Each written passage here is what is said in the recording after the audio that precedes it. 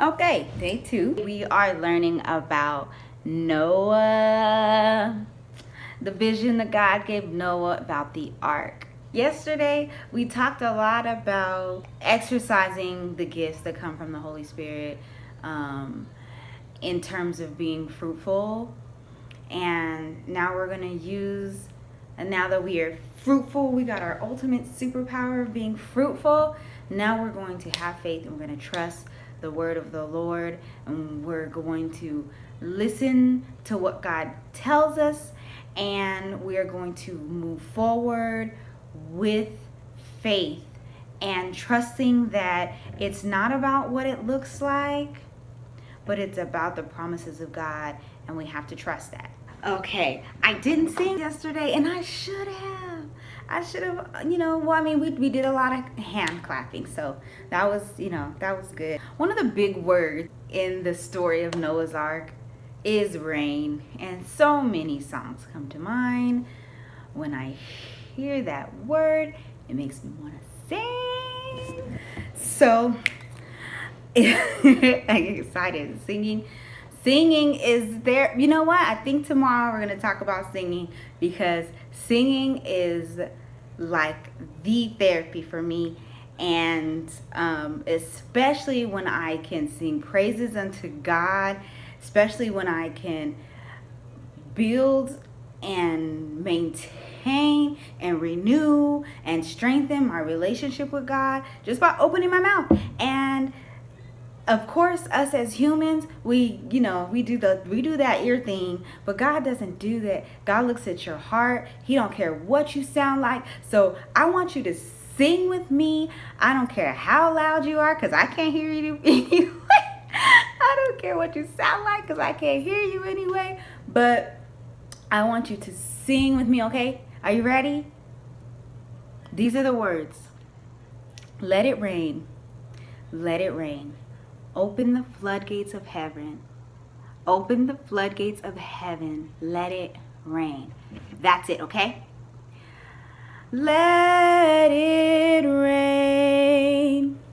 Let it rain. Open the floodgates of heaven. Let it rain.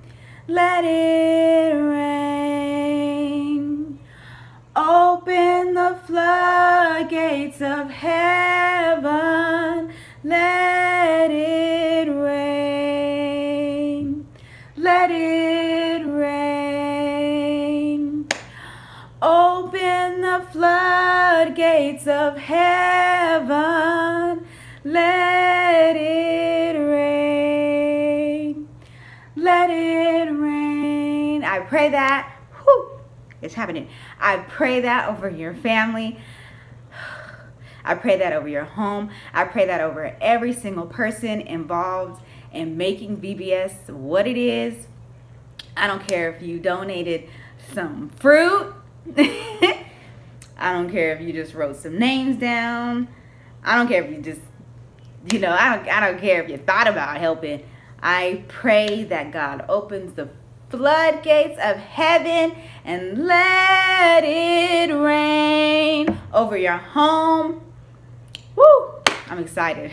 Woo! Okay, so with that, let's talk about Noah's Ark.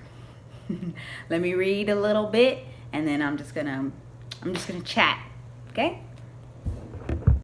Let it rain. I'm gonna be singing that song all day, y'all. Woo. Okay, so this is Genesis chapter 6, verse 17. Look, I am about to cover the earth with the flood that will destroy every living thing that breathes.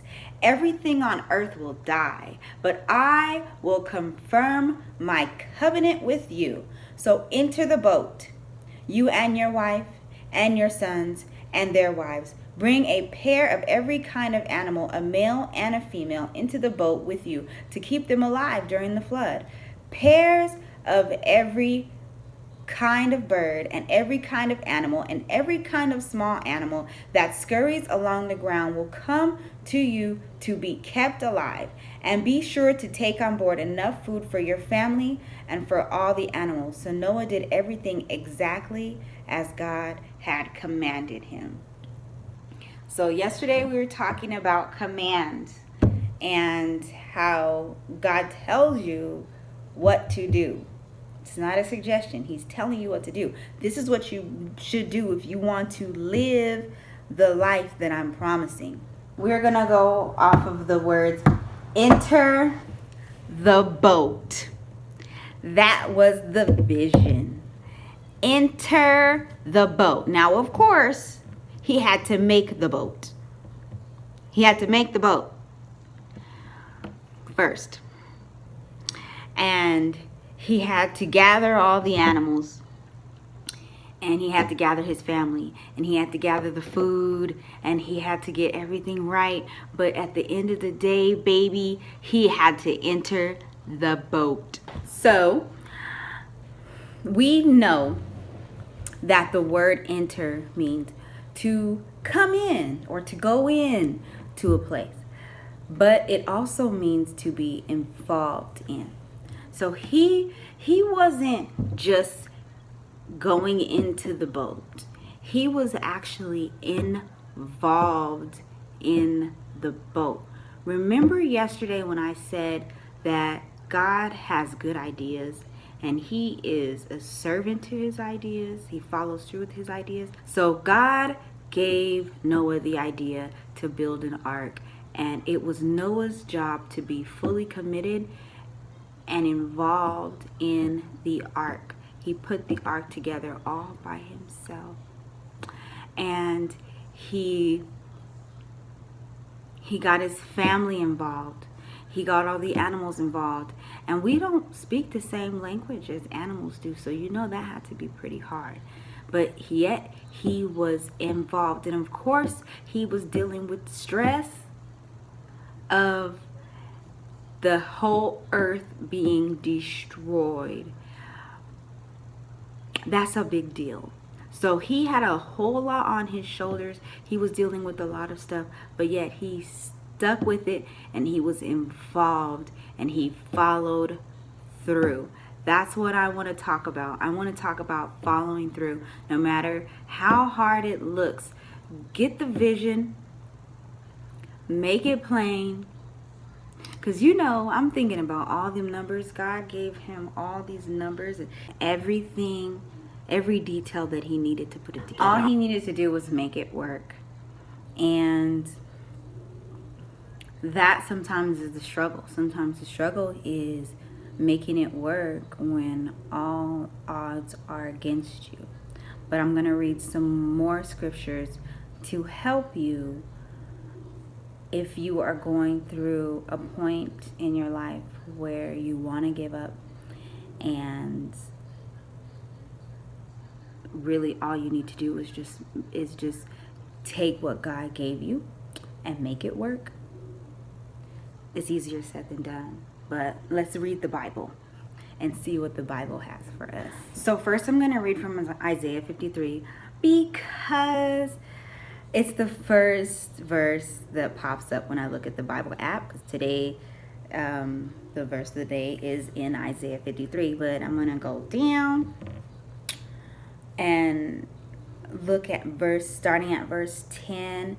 We all know that Jesus died for our sins. That's why we're here. We're here today. You wouldn't be watching this as a registered student of VBS. You wouldn't be watching this if your parents didn't believe in Jesus Christ, and if your parents weren't raising you up. I know who you are, so I know.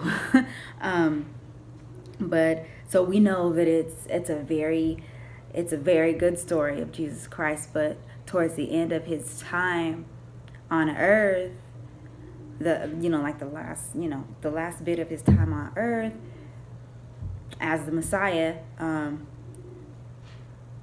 there is a sad story.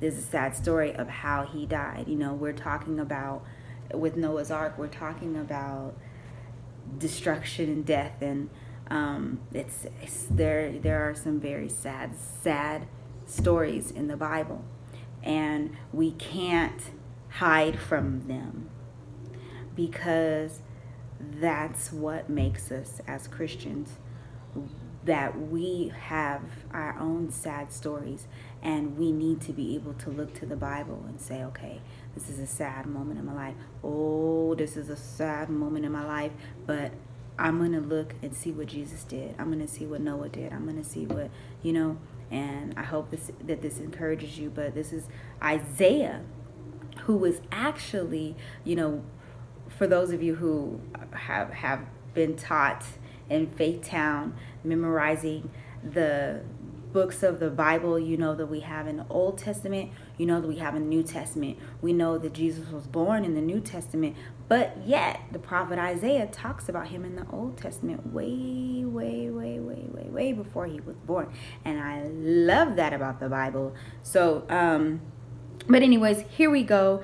Isaiah chapter 53, New Living Translation. This is verse 10. And it starts a little harsh, but you're going to understand exactly what I'm talking about in a minute. But verse 10, but it was the Lord's good plan to crush him and cause him grief. Yet when his life is made an offering for sin, he will have many descendants. He will enjoy a long life, and the Lord's good plan will prosper in his hands. When he sees all that is accomplished by his anguish, he will be satisfied. And because of his experience, my righteous servant will make it possible for many to be counted righteous. For he will bear all their sins. I will give him the honors of a victorious soldier, because he exposed himself to death. He was counted among the rebels. He bore the sins of many and interceded for rebels. So, listen. It's not always going to be easy. Your life is not always going to be easy. There are going to be ups and there are going to be downs. There are going to be highs. There are going to be lows. There are going to be good days and there are going to be bad days. But just know that God does have a plan for your life. And I read something yesterday that popped up on my phone. You have to see the bad days and the low times as, and the sad stories as God giving you instruction. So you have to relax, stop thinking about yourself. And one time I was at the gas station. It was a long time ago. It was over 10 years ago. God blows my mind that he even put this in my head. Keisha, if you're watching, hey Keisha. I was at the gas station with Keisha. I don't even think I was 18 yet, so it had to be like over 12 years ago. And we were at the gas station. And something was happening. I don't know what was happening, but something was frustrating her. Something at the gas station. Something about the pump. Something was going wrong. And it just wasn't working as fast or as well as she wanted to. And she said, Lord, what are you trying to tell me? And I didn't understand any of it at the time. But I find myself a lot saying, okay, Lord, what are you trying to tell me? And that's what you need to do. Stop thinking about yourself for a second. Stop thinking about how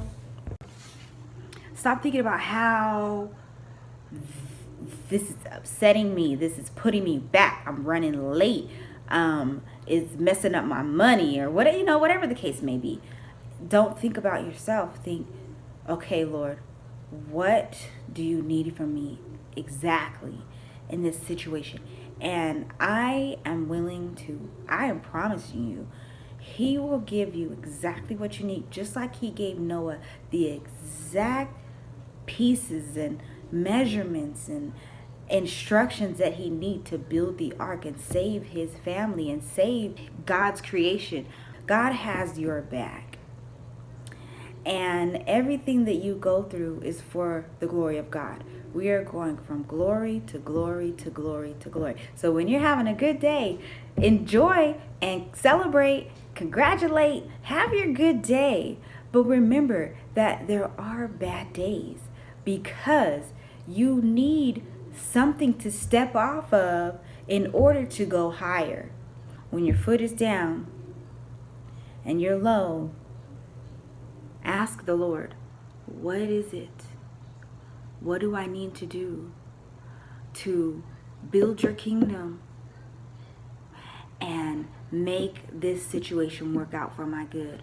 What is it that I need to do? What is the next step so that I can be glorying again? That is what is important. Keep going. Keep going. And when you get to the end of it, you're going to be happy that you're not going backwards. You're going to be happy that you didn't stop and be selfish. Pity party. Woe is me. God doesn't love me. Wah. You're going to be so happy that you just said, you know what? You know what? God has a plan for my life, and I'm going to keep it moving. I'm going to keep it going. I'm not going to let this stop me. I'm going to be like Jesus. I'm just going to carry the cross. I'm going to do it, and God is going to bless me farther than my eyes can see, farther than my brain can imagine. I'm going to be good. It's going to be good. Everything's going to be all right. Everything's going to be all right. I have another scripture for you. We're talking about the vision that God gave Noah to build the ark, to enter the ark. And we're using the definition of enter. That means to involve yourself. We're talking about being involved in what God calls us to do. Proverbs 16:3. Commit thy works unto the Lord, and thy thoughts shall be established. So, God knows what you're thinking. He knows your desires. He put them there. And He knows His plan. So, if you would just, like He gave you this path, if you would just stay on the path. It gets a little rough, it gets a little shaky, but you got to stay on the path. Okay? Stay on the path. Stay committed. Stay involved in the work of the Lord.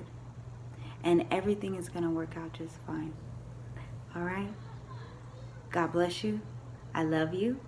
And I'll see you tomorrow.